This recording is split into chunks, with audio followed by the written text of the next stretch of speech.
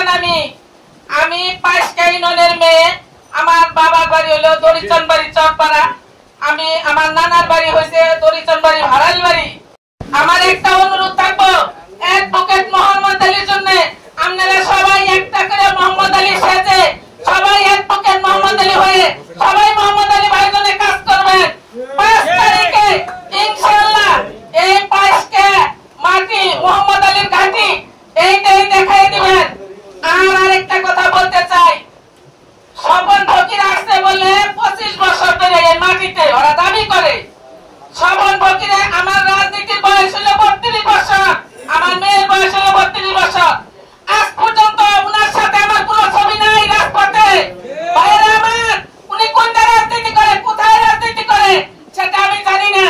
আপনারা আপনাদের সাথে আছে নাকি আমি সেটা জানি না। দলীয় প্রোগ্রাম করছে ভাইরা, আপনারা কি জানেন যে কোন দলীয় প্রোগ্রাম করছে? উনি করলে করছে জাতীয় প্রোগ্রাম দুই একটা, কিন্তু দলীয় প্রোগ্রামে কোনোদিন উপস্থিত নেই, আমি পাই নাই ওনাকে। আপনারা যদি কালে আপনাদের সাথে কোনো ছবি থাকে তাহলে আমায় বলবেন যে উনি দলীয় কোনো প্রোগ্রাম করেছে। কোন ভাওতাবাজির মধ্যে পড়বেন না। যারা এখনো মনে করতেছেন কোনটা করি কি যে করি, দয়া করে ছেড়ে দেন। আজকে বিগত 25-30 বছর আমরা কোন এমপি পাইনি, আমি আমার যুবক বয়স হইতে আজ পর্যন্ত বুড়ো হয়ে গেলাম। দল করতে করতে দলের পিছনে শ্রম গাম দিতে দিতে এ পর্যন্ত এসেছি। আমরা এমপি পাইনি। এমপির কি মজা আমরা সেটা বুঝিনি। আমি তাই সকল লোককে অনুরোধ করব, দয়া করে এই তারিখে আমাদের একটা সুযোগ এসেছে, এই সুযোগটা যেন আমরা কাজে লাগাইতে পারি, এই অনুরোধ রাখবো। এই পাঁচকা ইউনিয়ন বিএনপির রাজনীতির দুর্গ এবং রাজনীতি এই পাঁচকা ইউনিয়ন থেকেই শুরু হয়। বিএনপি এই পাঁচকা ইউনিয়নে এই ধনবাড়ি এবং মধুপুর উপজেলার বিএনপির নেতৃত্ব দিয়েছে পাঁচকা ইউনিয়নের। তারেক ভাই জানে, আমরাও জানি, স্বপন ভাইও জানে, তার নেতা কর্মীরাও জানে। প্রিয় সাথী বন্ধু আমার, তাই আপনাদের ভয় পাওয়ার কোনো কারণ নাই। অ্যাডভোকেট মোহাম্মদ আলীর কথা প্রতিটা ওয়ার্ডে ওয়ার্ডে বলবেন।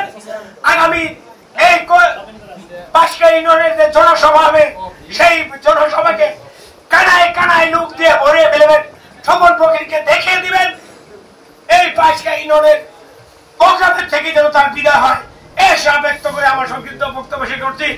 আল্লাহ উনার আয়ু রাখেন, উনার মৃত্যু হয়েছে, কিন্তু প্রত্যেক মৃত্যুর পিছনে কিন্তু একটা উসিলা থাকে, যে উনি অসুস্থ ছিলেন, স্ট্রোক করতে গাড়ি অ্যাক্সিডেন্ট করে মারা গেছে, এরকম একটা ফেরেশতার যেন কোনো দোষ আমরা আল্লাহ না দিতে পারি, এই জন্য একটা উসিলা রেখে গেছে। আব্দুল গফর মন্টুকে আমরা নির্বাচিত করতে পারি নাই।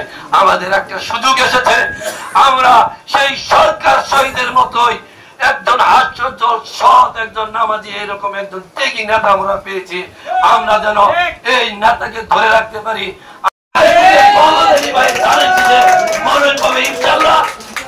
শহীদ রাষ্ট্রপতি জিয়াউর রহমান বক্তব্য নিয়ে আসছেন। অ্যাডভোকেট মোহাম্মদ আলী ভাইয়ের জন্য যে অফিস উদ্বোধন করা হচ্ছে, এই অনুষ্ঠানের আগত মধুপুর ধনবাড়ির সকল বিএনপি নেতা, ভদ্রলোক, আপনারা তাকায় দেখবেন। ওনার সাথে যে নেতৃবৃন্দ যারা যারা আছেন তাদেরকে একদিকে দেখবেন, আর অ্যাডভোকেট মোহাম্মদ আলী সাহেবের সাথে যারা আছে এবং আপনারা আপনার বিবেককে দিয়ে আপনি বিচার করবেন যে আপনারা ভদ্রলোকদের সাথে আছেন এবং আগের মতো সেই এই বাকশালী শাসনের যে নির্বাচন যেগুলো হয়েছে এতদিন 14, 18, 24 এই ধরনের নির্বাচন কিন্তু এই বাংলাদেশে আর কোনোদিন হবে না। ধনবাড়ি অঞ্চলে সামান্য কিছু কম, সেই কমটাকে আমরা ওই 80% নিতে চাই। এর জন্যই এই যে খন্ড খন্ড ইউনিয়ন ভিত্তিক জনসভার আয়োজন, তার একটা আয়োজন আগামী 5 অক্টোবর পাঁচকাতে হবে।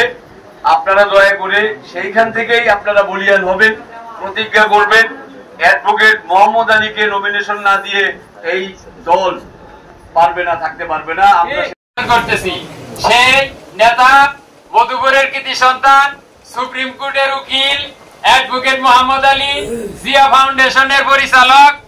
হাতি মার্কায় ধারে শীষের বিপক্ষে নির্বাচন করেছে এবং তিনি দল থেকে বহিষ্কার হয়েছেন, কারণ তিনি দলের সিদ্ধান্ত মানেন না। তিনি শুধু নির্বাচন চান, নির্বাচনের সময় তিনি শুধু এমপি হওয়ার জন্য আসেন। প্রিয় ভাইরা, আপনারা জানেন এই স্বপন ফকির সাহেব কতদিন এই বেলতলায় আসছে বলেন?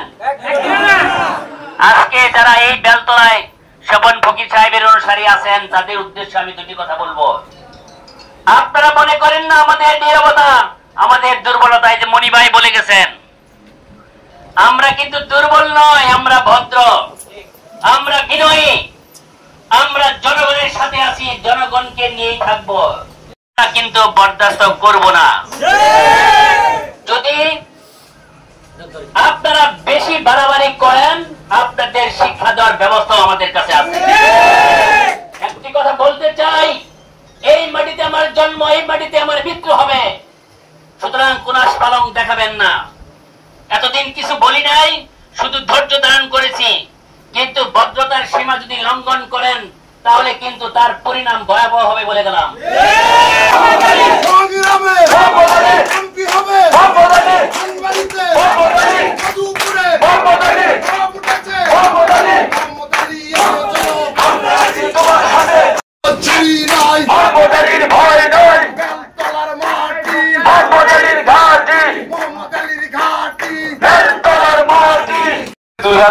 সাল থেকে 24 সালে 5ই আগস্ট পর্যন্ত কি পরীক্ষা হয়েছে? পরীক্ষা হয়েছে গণতন্ত্রকে রক্ষা করার, গণতন্ত্রকে পুনরুদ্ধার করা, 15 বছর। জিয়া পরিবারকে রক্ষা করার, জাতীয়তাবাদী দলকে রক্ষা করার পরীক্ষা হয়েছে গত 15টি বছর। যুক্ত করতে চাই, আর সুযোগ আছে? 5ই আগস্ট, জুলাই আগস্টের আন্দোলন আর আসবে বাংলাদেশে? আর আসবে না, পরীক্ষা শেষ। আর এই পরীক্ষা হয়েছে অত্যন্ত নিরপেক্ষ পরীক্ষা, প্রশ্নপত্র ফাঁস হয় নাই।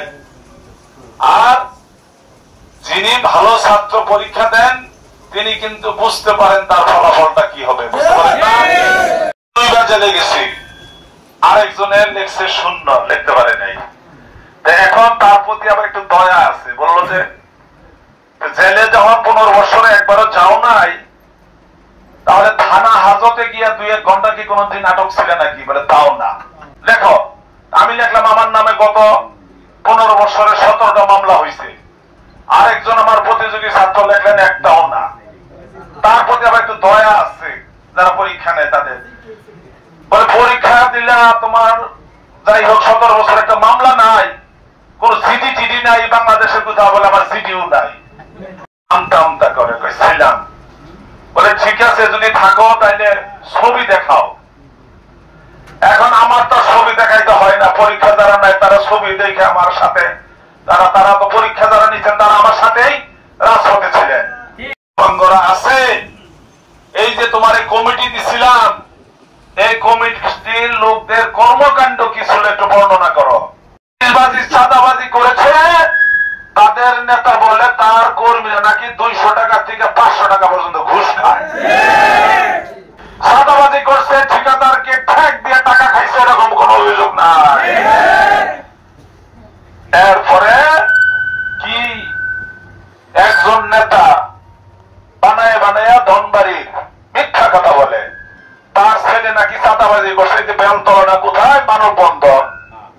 ধনবাড়িতে তো বহু জায়গায় এই কমিটির লোকদের তাদের সন্তানরা চাঁদাবাজি করেছে, এই কারণে বহু জায়গায় মানববন্ধন হয়েছে, হয় নাই?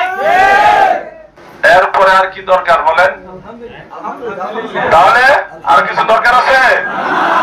এই যে মনোনয়ন দিবে বলে পত্রিকায় লেখে, বিভিন্ন যারা ফেসবুকে বিভিন্ন বর্ণনা করে, তারা যে সমস্ত কথাবার্তা বলেন যেগুলো বিবেচনায় নমিনেশন হবে, এগুলাতে সবগুলোতে আমরা ফার্স্ট না। এখন খারাপ ছাত্র কি করে জানেন? পাস করার জন্য তদবির করে, আপনি বকা দেব, স্যারদের পিছু পিছু করে, স্যার আপনি তো ঢাকা যান, বোর্ডে যান, আমার একটু পাস নিয়ে দেন নাকি বলে কেন স্যারদের পিছনে করে, স্যার আপনি তো যান, একটু আমার তদবির করিয়া আমার টাকা যত লাগে আমি দিব, আমার একটু পাস করাই নিয়ে আসেন। আমাদেরকে বঞ্চিত করেছে, আমরা নির্যাতিত,